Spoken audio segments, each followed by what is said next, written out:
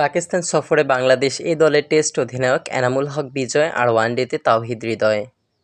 4 দিনের সিরিজে দল পরিচালনার দায়িত্ব দেওয়া হয়েছে ওপেনিং ব্যাটার এনামুল হক বিজয়কে। আর 3 ম্যাচে ওয়ানডে সিরিজে পাকিস্তান এ দলের বিপক্ষে ক্যাপ্টেন্সি করবেন অনূর্ধ্ব-19 বিশ্বকাপ জয়ী দলের সদস্য তাওহিদ হৃদয়।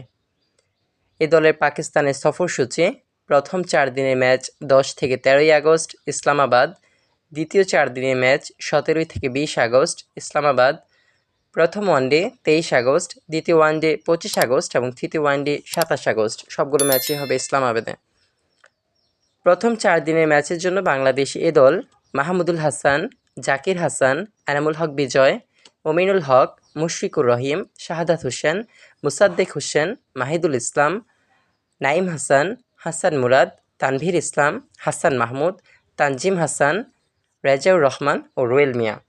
দ্বিতীয় 4 দিনের ম্যাচে বাংলাদেশ এ দল এনামুল হক বিজয়, মোহাম্মদ নাঈম, সাইফ হাসান, সৌম্য সরকার, শাহাদাত হোসেন, মুসাদ্দেক হোসেন, জাকের আলী, তাওহিদ হৃদয়, মাহিদুল ইসলাম, হাসান মুরাদ, তানভীর ইসলাম, মোহাম্মদ সাইফুদ্দিন, তানজিম হাসান, রেজাউর রহমান রাজা ও রুয়েল মিয়া।